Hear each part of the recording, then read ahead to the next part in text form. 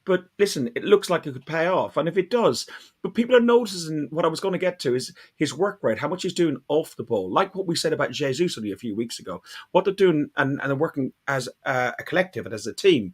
They're dropping back and he's doing a lot with his back to goal. Trevor? Oh, yeah. Well, sorry, I was watching the football. Sorry, you're watching the football, yeah. He's doing everything right now, Fergus. You know, he was doing everything right before. You could see that his effort was there, but his confidence was low. And someone said in the comments just now, he'd been at Chelsea, and they were awful last season. You know, so his confidence was going to be low. You know, but he's come now and he's gradually got out of it, mate. He's fine. We said his confidence was missing. I just said I think his confidence is coming back. If it continues to return like it is, we've got a special player on our hand. Just like we've got special players all over the pitch at the moment. How lucky are we? How lucky are we? Well, we've got this togetherness, as Leanne just said there, and Nobby says he seems happy, which is you know, I think it's a huge thing. Like, just think about when you go to work yourself. If you go to work and it's shit and you don't get on with everybody, you know, it just makes work unpleasant. We all have to go there and earn a living. Okay, they're earning mega bucks and different to us. Look, 13 matches across all competitions unbeaten, winning 11, drawing 2, the longest run under Mikel Arteta and the longest run since December 2018, which was also 13 games. December 2018, that would still have been Wenger. So, you know, it's the longest run. Wouldn't have been? No, Wenger left in May. No. So that would have been Emery. Emery went 20 odd games unbeaten, didn't he? Was it 20? Yeah. In the Premier League. I'm so pleased to see Emery doing well. You know, I'm not keen on Villa myself, but to see Emery doing well after what he went through at our place, I'm over the moon for the man. I hope he finishes second in the league this year. I genuinely do. To be honest, I think we touched on it before. We definitely privately, when we've been chatting in the pub or whatever, Emery, it was a poison chalice. Anybody taking over, a bit like Moyes taking over at United after such a long-serving manager and a guy that was, part of the establishment and was the establishment in Wenger and Fergie.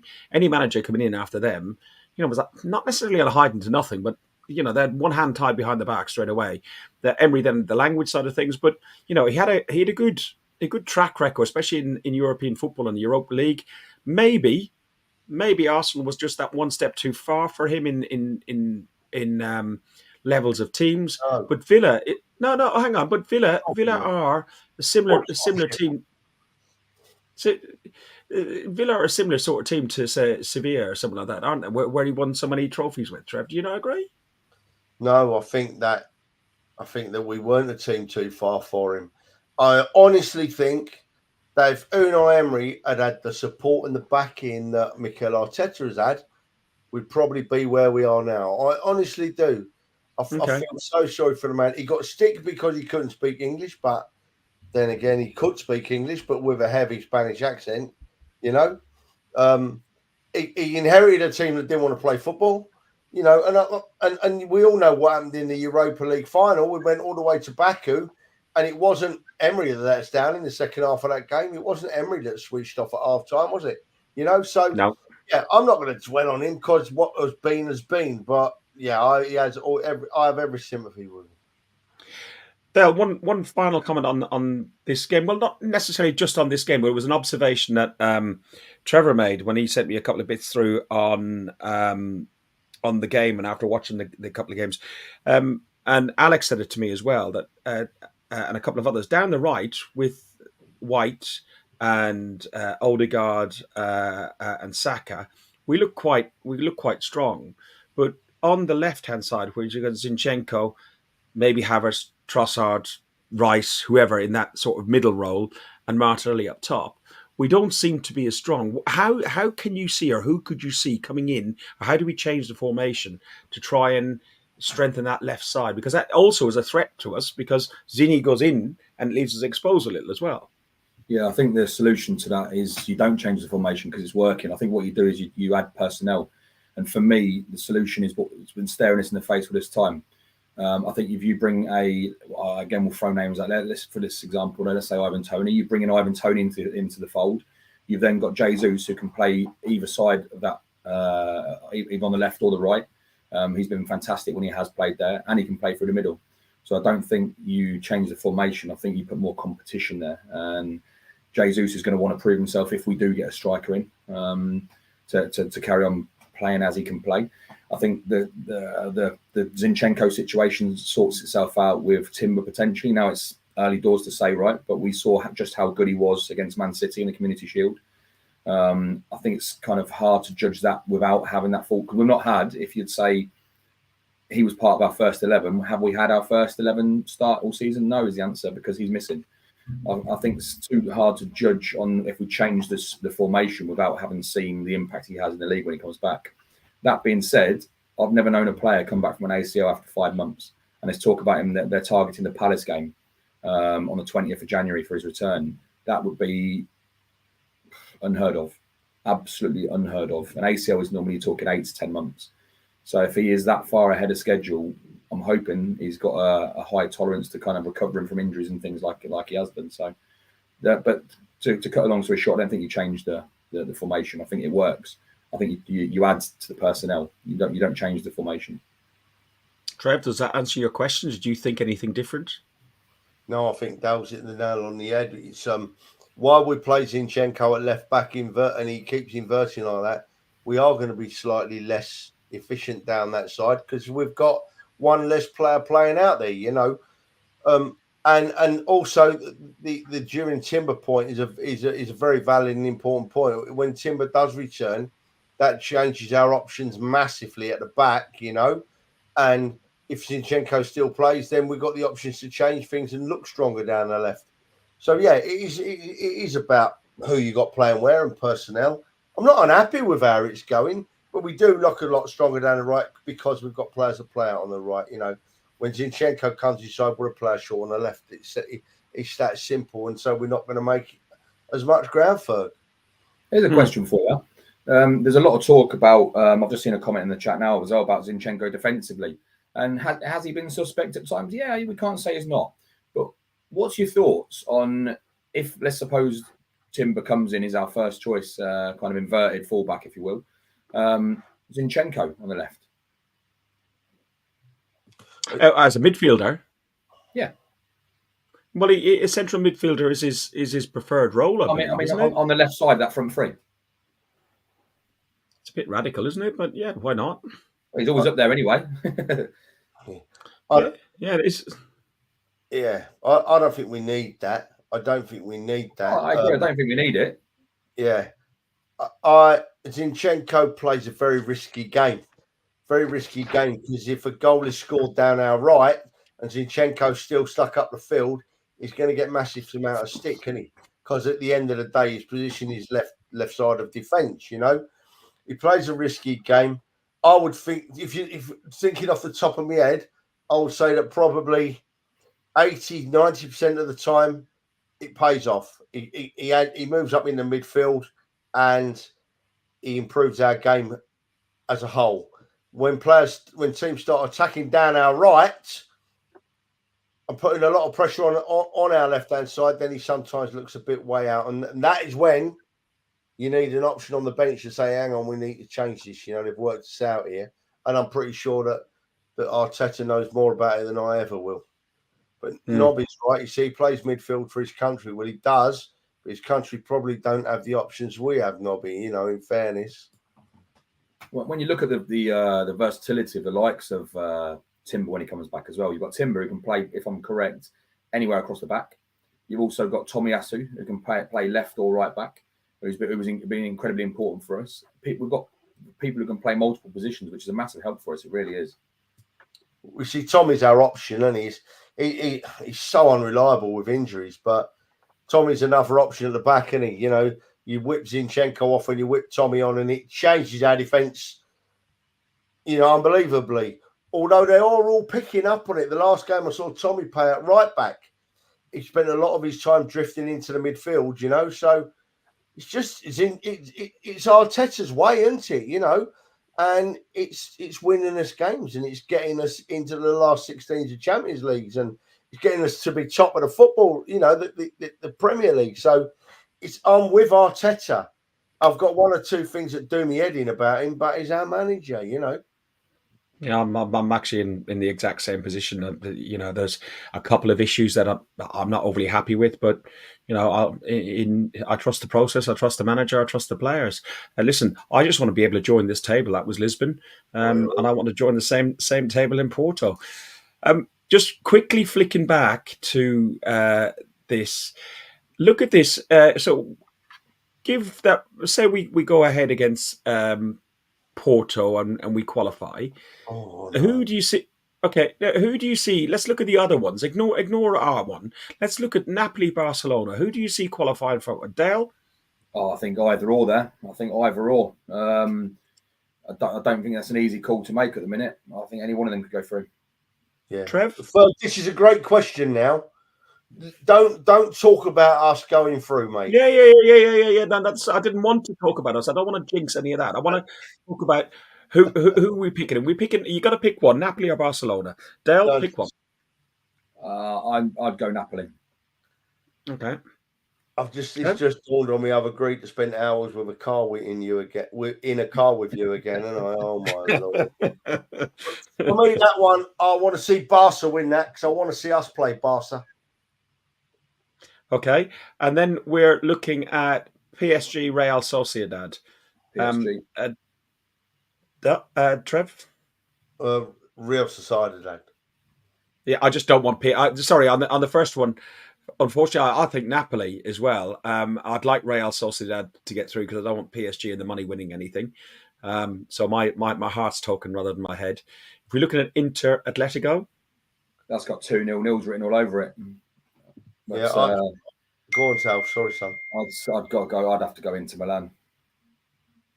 Yeah, me too. I think Inter will go through there. We've got 3 on there. Eindhoven, Dortmund. I think we'll all be in agreement that probably Dortmund go through. Yeah, you think so? No, I do think Dortmund. I don't think Dortmund will go through, mate. Yeah. Lazio and the diving band of merry men, Bayern Munich. I'd probably say Bayern Munich in that one, guys. I think we'd all say Bayern Munich, and I'll save you a bit of time on the City Copenhagen one as well. There's only one winner there, unfortunately. Yeah, probably. Although Copenhagen's quite an intimidating place to go to, and they've only got about 50. What's that? Lazio, Bayern. Yeah, go on. You can have a go. I want Lazio to win. I want Lazio to beat Bayern Munich all day long. Yeah, but who do you think will win? Not who do you want to win? Lazio. Okay, so we've got 2 trips to Italy, possibly. Man City, Copenhagen. It's probably going to be City. Although, you know what? Man City are quite infallible at the minute. And, Copenhagen, they gave Dortmund a run for the money. And wasn't it United? Was it Dortmund that had to play? No, it was Bayern Munich, United. And who was the third team in that group? Oh, I don't know. I couldn't tell you. Copenhagen. Who's the one that dropped out? So they gave people a run for the money. And then we got Leipzig, which was the team I wouldn't have minded us going to be away at. Leipzig, Real Madrid. I think Real Madrid, don't you guys? I think Leipzig could surprise someone here. I think there are a lot of. I wouldn't want to underestimate them, that's for sure. They're a good side, but the form Bellingham's in at Madrid at the minute, I think, you couldn't see anything other than Madrid win. I saw the Copenhagen performance the other night, Ferg, and I think that City will have to be bang on top of their game, which they're not at the moment, to beat them. But I think they'll get through, probably City. And then the last one, what was the last one again? Leipzig, Madrid. I think Real will be too strong for Leipzig. And before we move on, Leanne, to right, I want payback. To right, I want payback. Let me tell you. Okay. And then finally, last game before Christmas, not last game of the year. I nearly tripped up again. Last game of the year is a Christmas trip the day before Christmas Eve to Liverpool away. I'm not going, Dale. I don't think you're going, but Trev, you are going. What's your thoughts on the game? Liverpool, I know Trev touched on it earlier. Liverpool probably look like our hardest opponents in the league at the minute. But Liverpool, if I do think Man United had a plan against them, and Man United almost played against them like Luton Town would have. And they just sat back and absorbed. And they're very, very pragmatic in the team. They're not a very dynamic team in Man United, regardless of the players they've got. And Liverpool just could not break down United. My fear is we'll go and play football against them, and then there'll be a match, and then that's when we possibly could get found out. What's your thoughts, Del? Let's not take anything for granted. Liverpool, they're a hell of a team. They've gone. Everyone's been talking about the start of the season, about Man City, about Arsenal, even, which is nice to see. But Liverpool, I think everyone's talking, like Gary Neville come up with a comment today saying Arsenal are the only competition to Man City this year. I think it's Liverpool the only competition to Arsenal this year. I wouldn't put Man City in it the way they've been playing. I really do. Our record at Anfield isn't great. Even last year when we were playing the best football we've been playing, and they were playing the worst football we've been playing for some time, we were 2-0 up, drew 2-2, and I think Salah missed a penalty as well, didn't he? Which would have put them 3-2 up. It's never an easy place to go. The question I would ask a lot of people now, which people have been asking me, is would you take a draw now? And that's the answer is, I never say the answer to that is yes. Would I? But the reality is it's a very, very difficult place to go. We're playing very good football at the moment. If we try and play football with Liverpool, teams that play football against them bring the best out of them. Man United didn't play any football for those that watched the game yesterday. They were poor. They were so bad.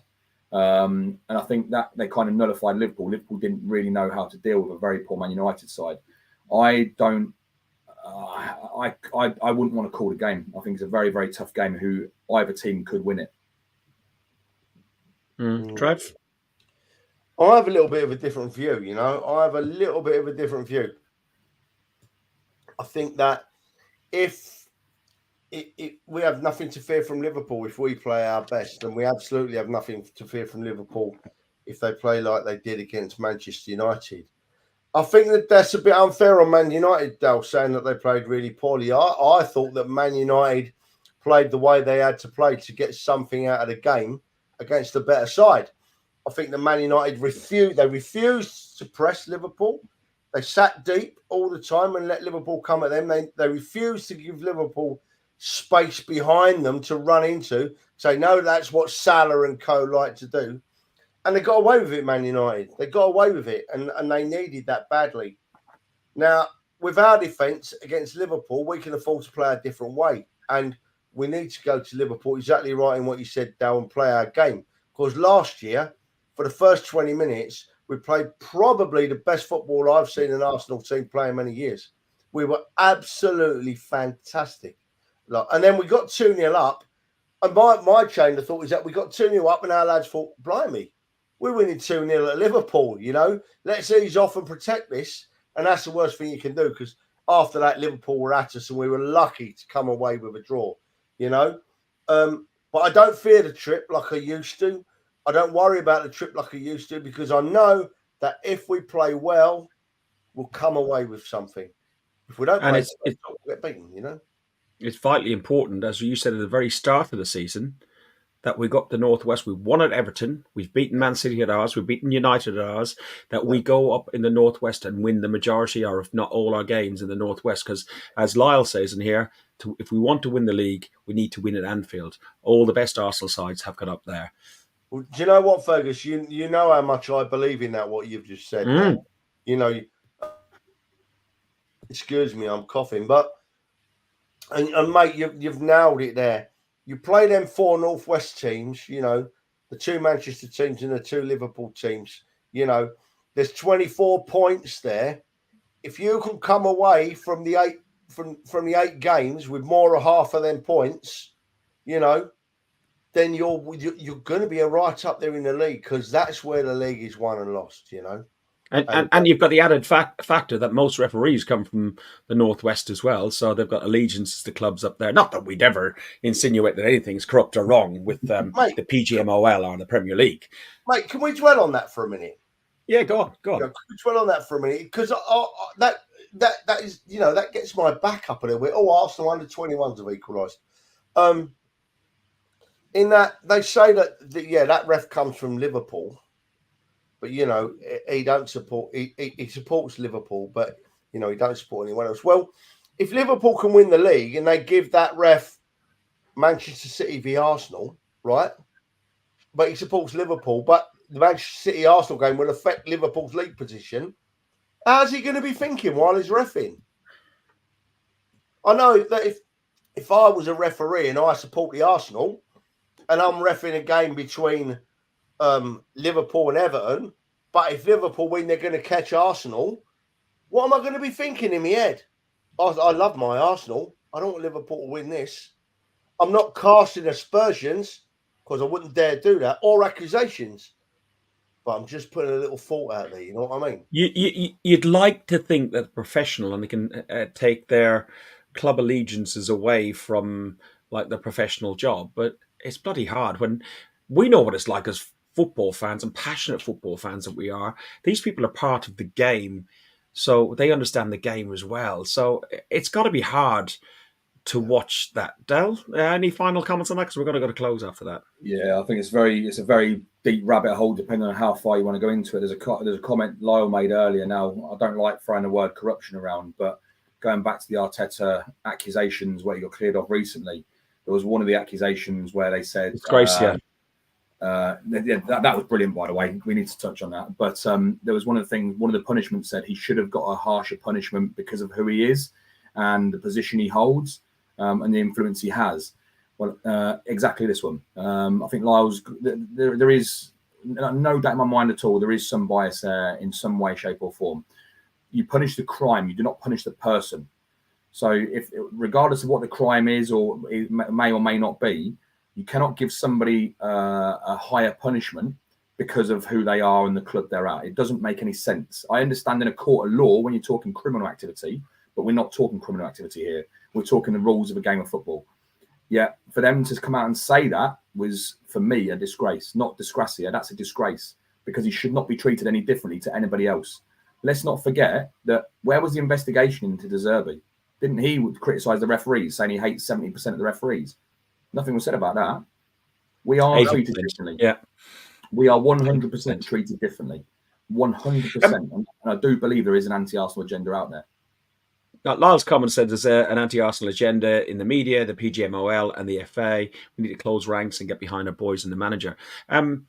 Is it an agenda against Arsenal? Is it a dislike because of, as we talked about, their individuals and their people, and they're passionate about their clubs, and they don't like that Arteta is so passionate the way he is? De Zerbi is quite as open and honest and speaking as Arteta is, but he uses a different tone and language.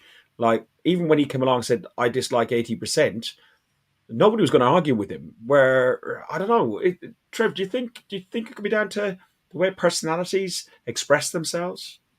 No, I think that it's just down to the reputation. And well, I split the media and the referees. The media love to have a pop at Arsenal because they know it will get them clicks and it will get them reads, right?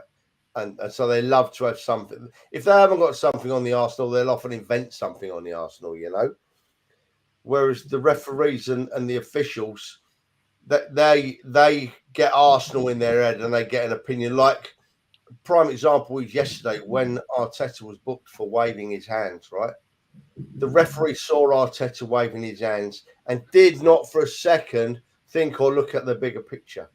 He saw Arteta waving his hands. Oh, that's Arteta, I'll book him because he's a wrong un. You know, that's how they think. You know, and then I've got this Mike Dean bloke who I'm cancelled my Sky subscription. I have over this Mike Dean thing. I've got to listen to him telling me that they're right every time, you know. And I watched some foreign TV station the other day, and they had an ex-English ref on there saying that the refs are correct all the time. Well, the fact is they're not. They're not. I don't know if it's an anti-Arsenal agenda, but it certainly feels like it. And part of Arteta getting off with them charges was that our fine defence team said, look, these are the charges against Arteta. This is what other managers have done in the past, exactly the same, and you've not charged them. And you've not even questioned them. It's just anyway, away you go. So why is Arteta being treated differently? And they didn't have an answer. They didn't have an answer, mate. No. Listen, one of the worst that I don't like in the media is this fella, Jamie O'Hara. I just think he's absolutely shocking. And the fact that we brought him on tonight is just, you know. I ain't having that. I ain't having it. Can we just have literally 30 seconds? But hang on. Jamie, sorry, Del. At least he gets into the Christmas spirit, eh? Oh, I'm going to learn never to stick Christmas or anything on that group ever again. But... Leave yourself wide open, Dal. You know, Oh, yeah, you're right. I do, yeah. It's a good job I didn't send you the ones from yesterday. Oh, in fact, I did. Yeah, they stay away. The ones you sent to those ladies in Eindhoven, I didn't use them. I never America. No, Jamie O'Hara, right? Talking about Jamie O'Hara for a minute. Context, right? It's all about the context with him. I laugh at him now. It's embarrassing what he says, and I don't get the ump with it at all. What Jamie O'Hara says now, because we all know he's talking absolute crap. It's funny, and the fact that TalkSport pay him money to talk that rubbish I'm embarrassed for Jamie O'Hara, and I'm embarrassed for TalkSport. And to be honest, I'm not embarrassed by Dal, because Dal's a top lad. Listen, it's been wonderful, Dal. Fantastic having you on. I know we took the piss out of you a little bit, and I've deleted the picture of Dan. I should put it up because he's working that hard. He probably looks like that right now at the minute. But we're all going on a road trip, and you know what happens on a road trip? Terry will probably be watching us, and he'll remember. You get Catherine Jenkins, especially when he's driving, but I'm driving. So we'll allow Trevor to sing along to this one. From the Cali to the cross and every shithole in between. Past the church, the mosque, the crack den, and the offie on the corner. See the brasses from the brothel that pretends to be a sauna. Watch the bedlam in the bookies, see the winners and the losers seeking solace from their sorrow in the local battle cruisers. Through the madness in the market, where with faces turn to greet ya. Hello, governor, how's your mama? Your son be lucky geezer. Double pie and mashing liquor. Couple of rubies in the old chat. Retired gangsters pick up every day and after scaff. The little fuckers causing trouble for the causes make you smile. You meet your muckers for a couple, forget your troubles for a while. From the fall to the heaven, all the faces are the same. Cause the man might be changing, but the people still remain. North London forever. Whatever the weather, these streets are our own, and my heart will leave you never. My blood will forever run through the storm. That's from our trip to St. Gallen, Zurich, from Italy through to the Swiss Alps, up to St. Gallen. We'll be doing something similar, but we're going down south from Vigo in Spain for about an hour and a half. It's a slightly shorter journey down to Porto. How long was that drive, though? It was about 4 hours, was it? 4 or 5 hours. Yeah, 4 or 5 hours. We drove the whole length of Switzerland, didn't we? It was a great trip. It was an amazing trip. They're what you make it, you know. And it was a great trip. But we can't go yet, Ferg, mate. Oh, you might be about to do it. I don't know, mate. But we've got to do the. I'm interested to see the predictions for the game this Saturday because. Oh shit! I'm trying to avoid that. What, mate? I was trying to avoid that. Oh, come on! It's interesting. So many people are looking at this game differently this weekend, you know. I'll go first if you want. I think that we're going to let a goal in, but we're going to score 3. I think we're going to win 3-1. Oof. I think it'll be a bit tighter. I'm thinking 2-2, but 3-2? 3-2 Arsenal? Trolls is banned from the podcast. Trolls, you're banned, son. Done.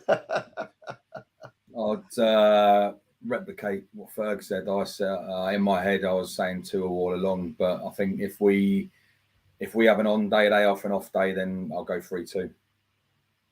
We have to be at the top of our game and hope that Liverpool just that famous atmosphere, which is piped in, which we all know, and Sky TV manipulate whatever way they want. Ignore what you hear on telly. It doesn't sound like that in real life. Honestly, it doesn't sound like that. Blimey, James, go on, mate. That's it. Love that. So right, listen, Ferg, you make a very interesting point there, right? So if Liverpool play to their very best on Saturday, but Arsenal also played to their very best on Saturday, so we have a blinder of a game to watch, who wins? 3-2 Arsenal. There you I go. think we're just that bit better. There you go. I agree. Right. Thank you very much for watching Guns and Yellow Ribbons, Del. Thank you for joining us. Looking forward to our away trip. We'll have you on it again more. It's nice to have a media trained person on here. With all your time on Talk Sport, it's just really good to see it transposing into this amateur podcast. But thanks very much, mate. Really appreciate it. Wait a minute, Trev. Dal, listen. You got these. Your first European away was fantastic. You nailed it. But next time, can you ask your missus to give you some money, please, so you can buy some beer? Because that's hard, you know what I mean? I can take Jamie O'Hara, but I ain't having that.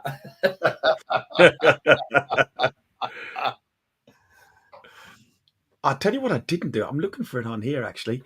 Normally, I have a festive. We'll have to have it.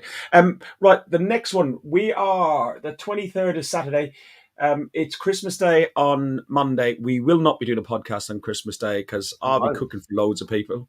And I'm hopefully going to be pissed if I can have a few beers.